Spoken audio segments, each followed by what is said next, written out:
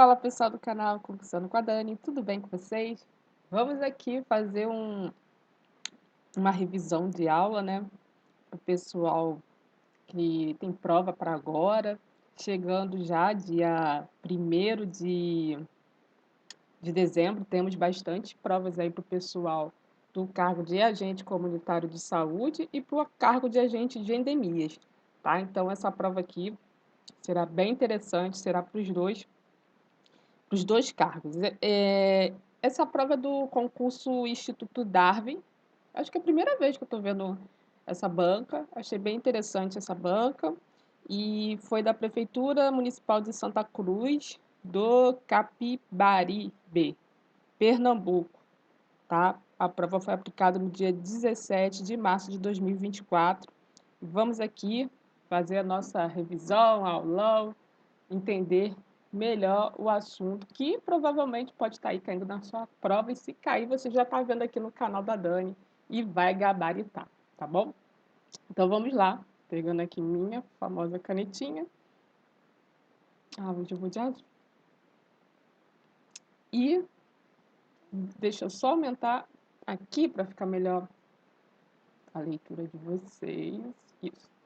Essa daqui, a prova do agente comunitário de saúde, mas serve para os dois, tá? Porque tem concurso, tem prefeitura que faz a prova do agente comunitário estilo agente de endemias, e tem prefeitura que também faz a prova do agente de endemia estilo agente comunitário, né? Tem um pouquinho dos dois. Então, aqui na parte de conhecimento específico, mesmo começando com zoonose, tá aqui para agente de saúde, vai servir também, quer dizer, vai não, é do agente de endemias, mas também serve para o agente comunitário de saúde. Então, vamos lá, né? É uma zoonose, tá? Viral, que se caracteriza como uma encefalite progressiva aguda e letalidade de aproximadamente 100%. Analisando essa questão aqui, nós temos muitas palavrinhas que não fazem parte do nosso dia a dia, né? Enquanto pessoas que não trabalham na área da saúde, na área biomédica, na área de medicina, enfim, na área de saúde pública. Então, zoonose, a gente não fala zoonose no nosso dia a dia. Quem vai falar são pessoas que trabalham nessa área, tá? Encefalite, né? Tá aqui. Progressiva, tem gente que não sabe o que significa essa palavra. Aguda, a gente até ouve essa palavra, mas aguda. Letalidade, tá? E por aí vai. Então, o que vocês vão fazer, gente? Isso faz parte do estudo para concurso. A partir do momento, isso não tem que ser feito no dia da prova, porque no dia da prova nós não temos como pesquisar. Não vamos ter celular, não vamos ter dicionário, não vamos ter nada. Em casa, quando nós estamos fazendo simulados, a gente faz, lê, né? Quem estudou sabe o que se trata. Estudou, vai saber o que é zoonose, encefalite, progressiva, aguda e letalidade. Quem não estudou, está ali fazendo simulado pela primeira vez, ou está estudando aos poucos, ainda não chegou nessa parte, pesquise depois que fizer a prova. Se acertar, ok, porque você lendo a questão depois vai dando a resposta. Mas caso você erre, pesquise. Poxa, eu errei por quê? Será que é porque eu não entendi o que é uma zoonose? Não entendi isso, não entendi aquilo? Ou pesquise mesmo para saber, porque essas palavrinhas podem ter em outras questões e vai fazer parte da rotina do seu trabalho. Então, quando alguém vier falando, ó, tal zoonose, você já sabe do que se trata. Tá aguda, né? A letalidade está grande, então você não vai ficar ali perdido e vai saber desenvolver uma conversa com um profissional que está desenvolvendo pesquisa ou passando algum relatório. Então, aqui está falando dessa zoonose, e vamos para a próxima, segunda parte aqui do texto, que diz o seguinte: aí 100% de letalidade, considerando casos raros de cura. São pouquíssimos casos de cura. O vírus contido na saliva do animal penetra no organismo, principalmente por meio de mordedura. Então, agora, veja bem, lá em cima ele colocou essas palavras dificílimas só para dificultar a nossa vida, mas chegou aqui embaixo, ele facilitou. Gente, por isso que tem que ler. Eu falo para os meus alunos, leia a prova com calma, releia a prova mais 3 vezes, porque às vezes a gente está interpretando, a gente fica preso, essa primeira parte aqui, que foi difícil, e, o que tá e a prova está super fácil, ele quer a segunda parte aqui, ó. A primeira tem a ver com a segunda, mas dentro da segunda você já acha a resposta. Então, ó, o vírus contido na saliva do animal penetra no organismo, principalmente por meio de mordedura. Ó, mordedura. Você vai pesquisar o que é mordedura. Mais raramente pelas arranhaduras e lambeduras de mucosa.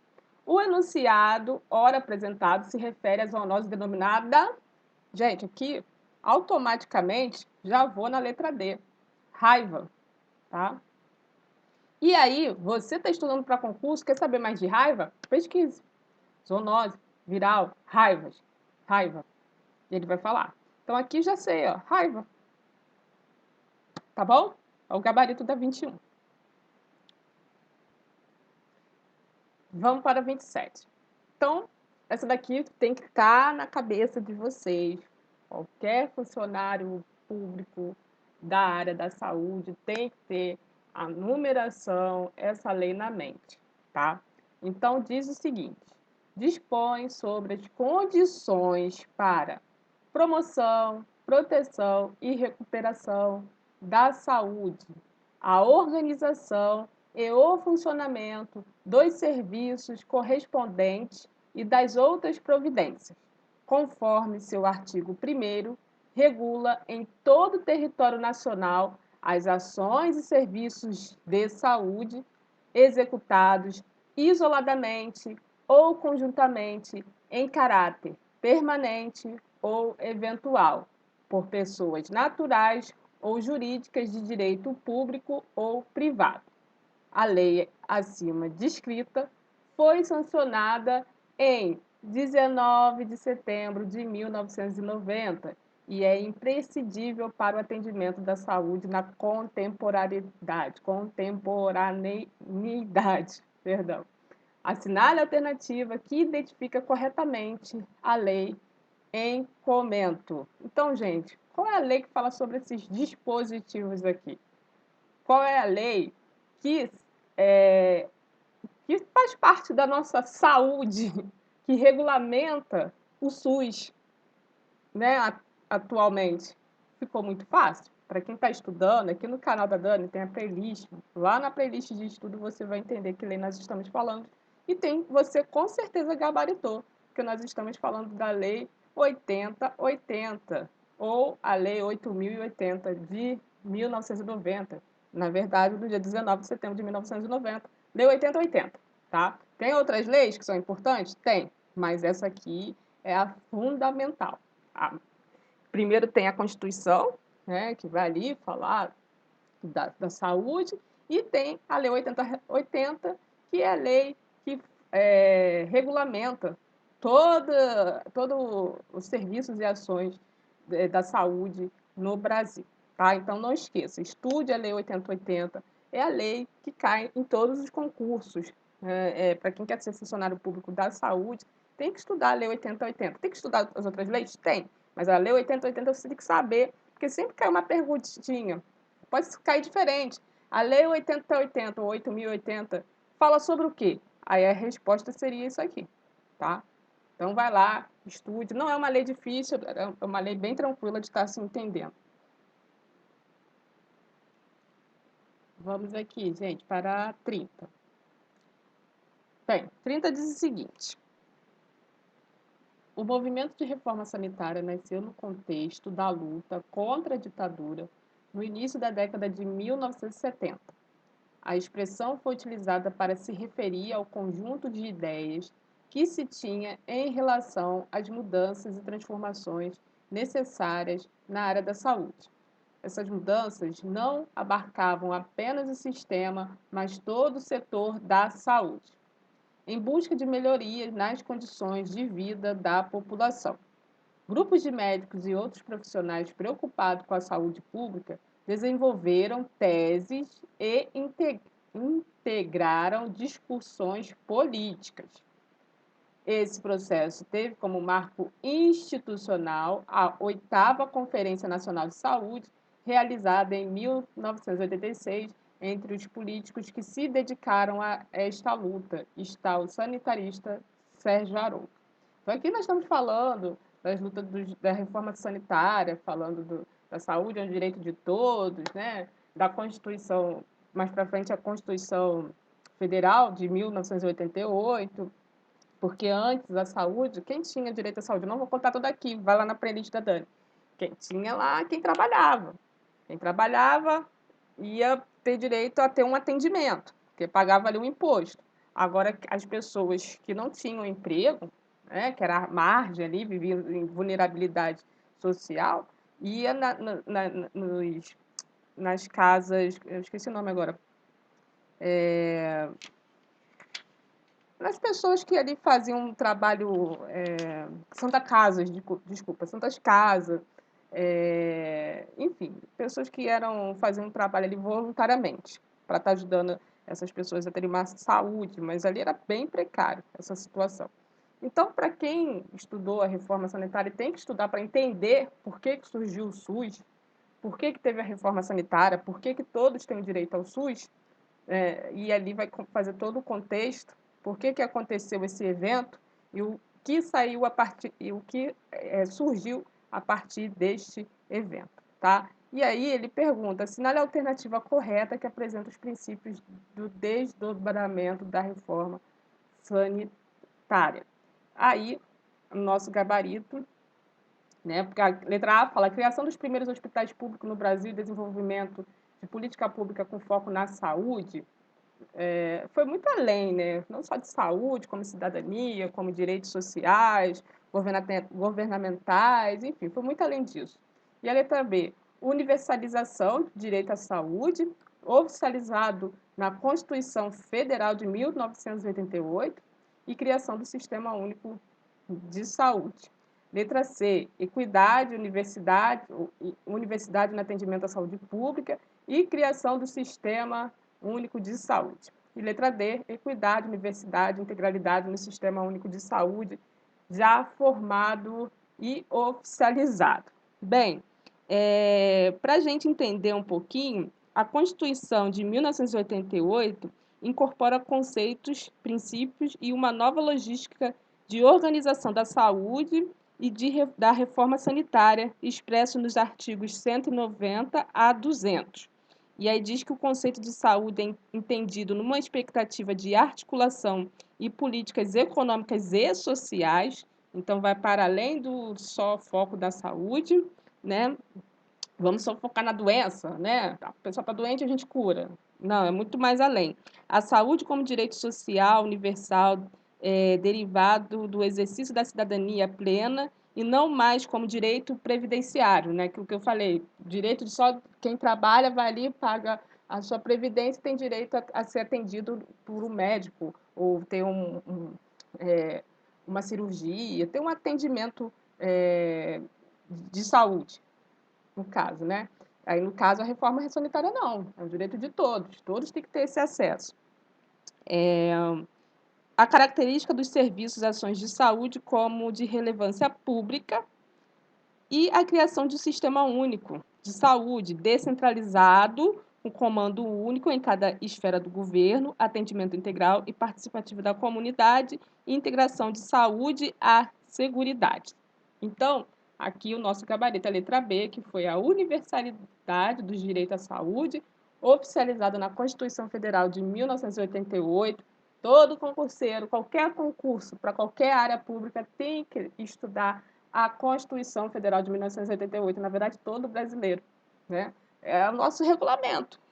A gente tem deveres, né? E tem o governo também, tem as suas obrigações, tem os deveres, e a gente só vai saber quando a gente lê a Constituição de 88, tá? Então, tem que ler, todo mundo tem que entender a Constituição Federal de 88. E a criação do Sistema Único de Saúde. A lei, qual é a lei? 19 de setembro de 1990, Lei 8080, que estava lá na questão anterior, tá bom? Então, o nosso gabarito é a letra B. Então, você é concurseiro, área da saúde? Estuda a Constituição Federal de 1988, bem curtinho ali a parte da saúde, até um texto bem rápido, tranquilo de entender.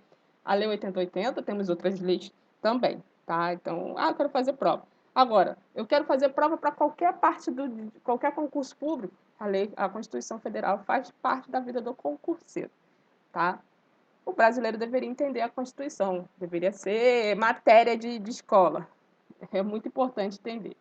Vamos aqui. Algumas questões eu estou pulando, gente, porque tem algumas questões que é bem particular ali da região que fez a prova, tá? Então, bem particular de um programa que eles desenvolvem e tal. Então, estou pulando a questão, estou falando das questões que tem aqui os assuntos referentes a todo o contexto nacional. Bem, vamos para 31. É uma questão grande e no dia da prova, questão grande faz com que a nossa cabeça embole, né? Misture. é, Olha o texto, né? E aí você vai lendo e isso vai confundindo. Quando aparece a sua mente, conforme você for lendo, você acaba confundindo e acaba indo na resposta errada. Minha dica que eu dou para quem está fazendo provas e tem esses textos aqui, isso é para eliminar a gente mesmo, tá? Para deixar a nossa mente cansada, porque tem língua portuguesa, tem informática, tem matemática, dependendo do concurso, tem lei orgânica, enfim. Então, é para deixar a mente cansada de tanto ler, o raciocínio já começa a confundir, e aí é uma pergunta simples, com resposta objetiva, e você acaba errando, porque ficar preso a um texto, eles muitas vezes colocam um texto grande para confundir a mente. Claro que a gente tem que sempre ler, porque a resposta ou está dentro do texto, ou é uma coisa simples, ou tem que dividir o texto para saber o que eles estão perguntando, tá?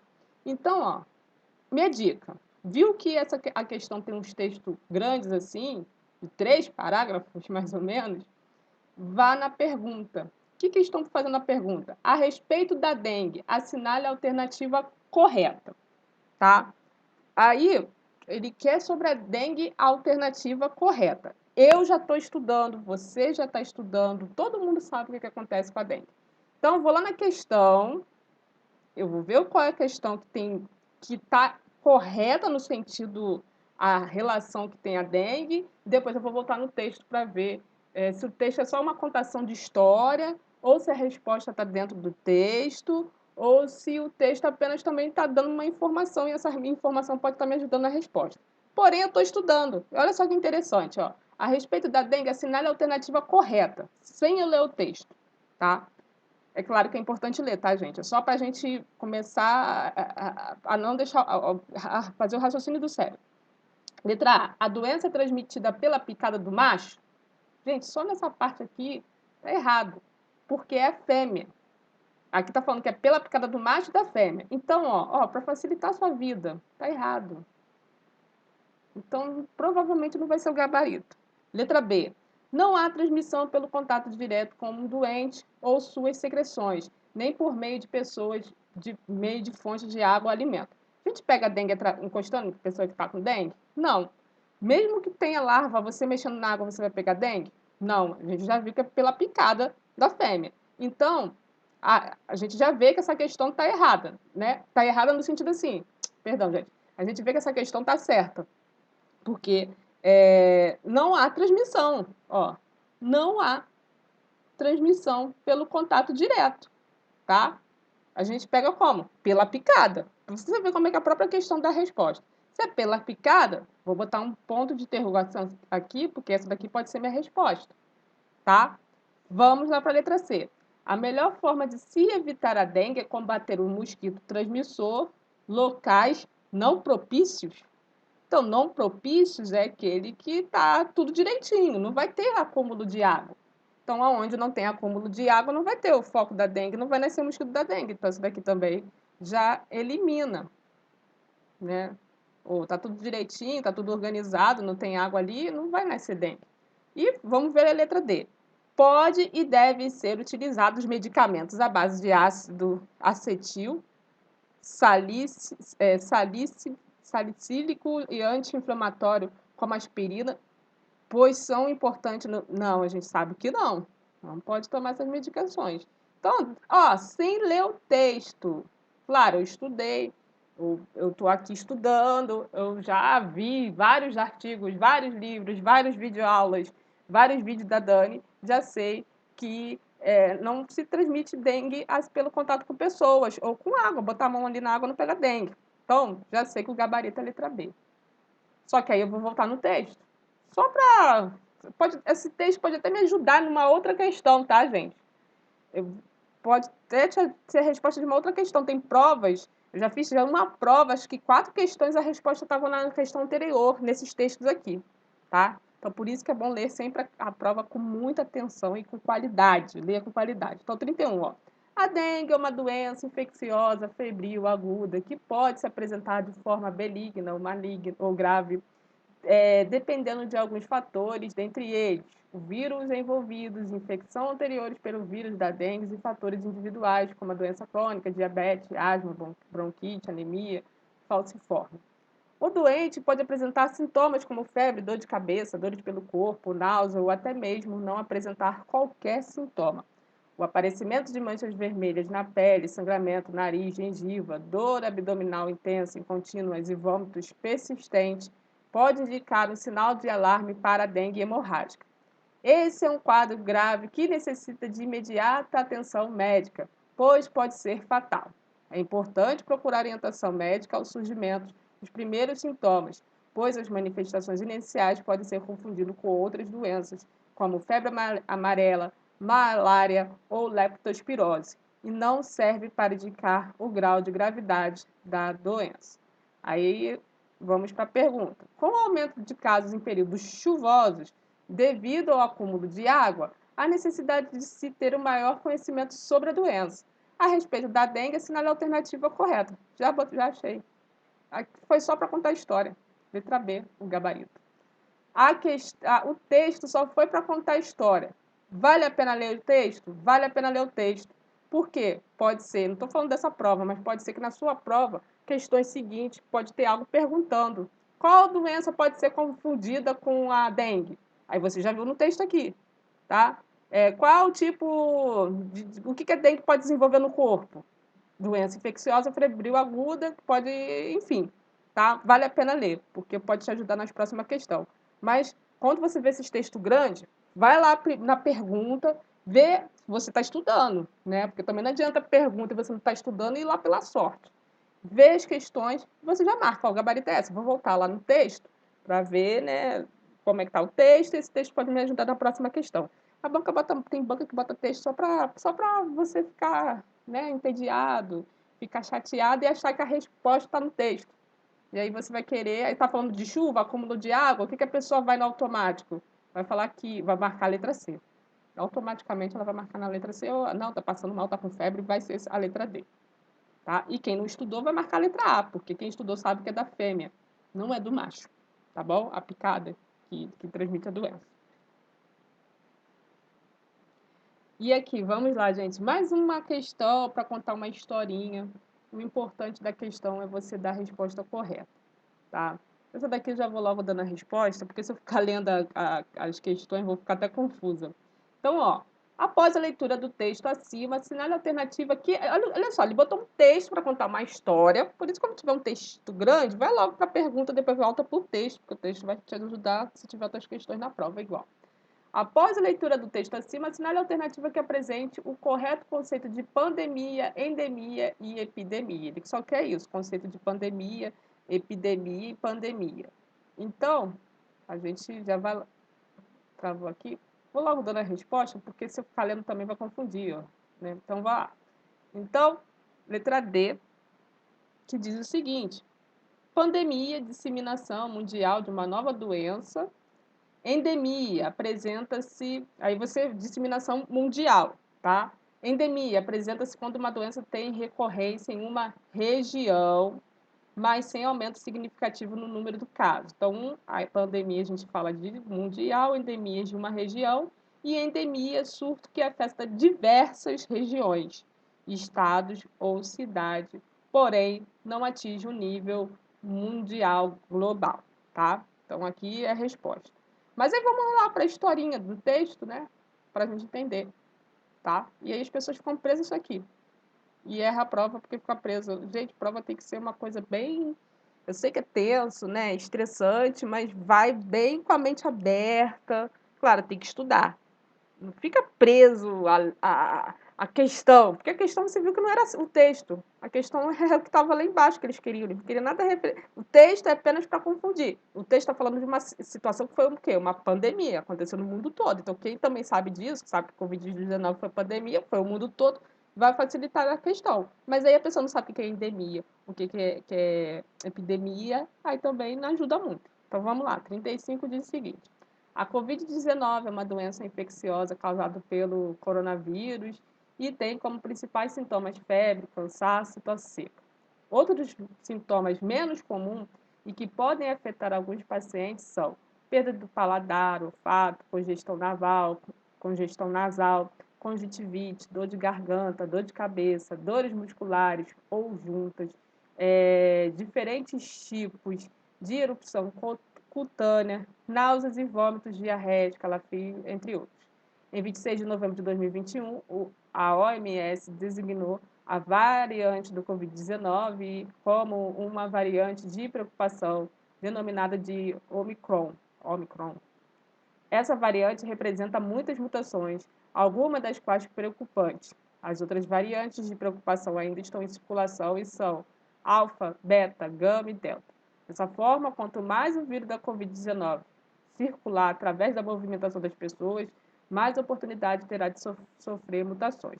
Portanto, a coisa mais importante que as pessoas podem fazer é reduzir o risco de exposição ao vírus e se vacinar contra a Covid-19 com todas as doses necessárias segundo o esquema de vacinação.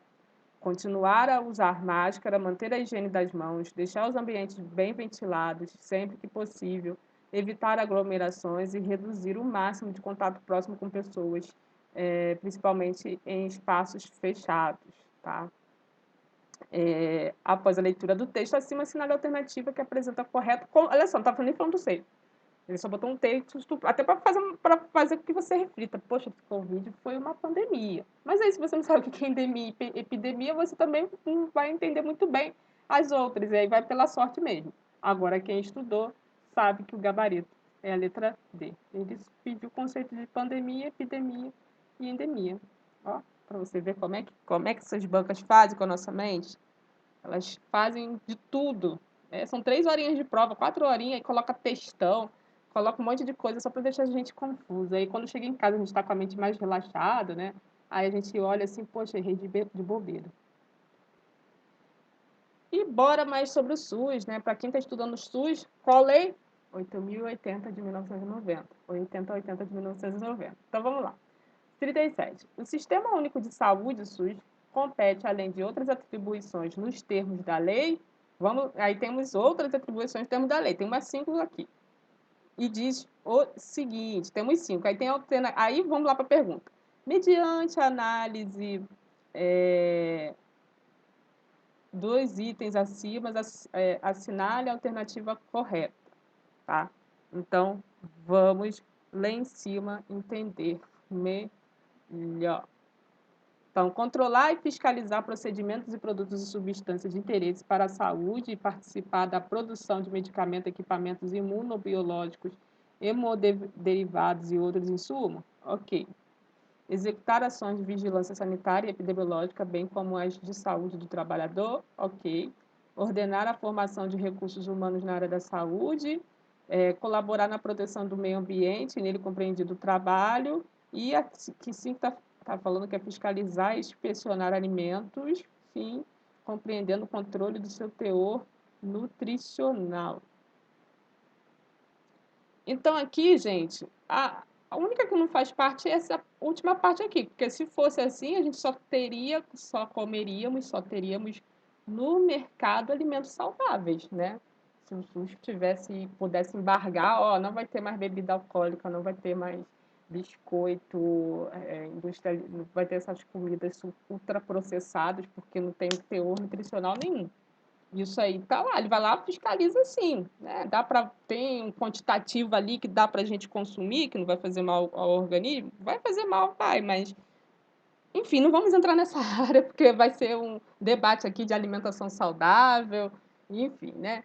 Mas se fosse assim, compreendendo o teor nutricional, a gente não ia beber algum tipo de refrigerante, né? Aquele suquinho, a gente só iria viver de alimentação saudável. O SUS ele faz, sim, a fiscalização dos produtos para ver que se naquela condição que ele está ali, a gente pode consumir, tá? Mas teor nutricional, nós, enquanto seres humanos, né, temos que ver o que vai fazer bem para a gente, claro, tem o financeiro, etc. É que já é mais uma coisa pessoal, né? Então aí fez com que anulasse essa daqui, e ela não vai fazer parte das alternativas. Então, nós temos aqui somente a alternativa 1, 2, 3, 4, que são as corretas, tá?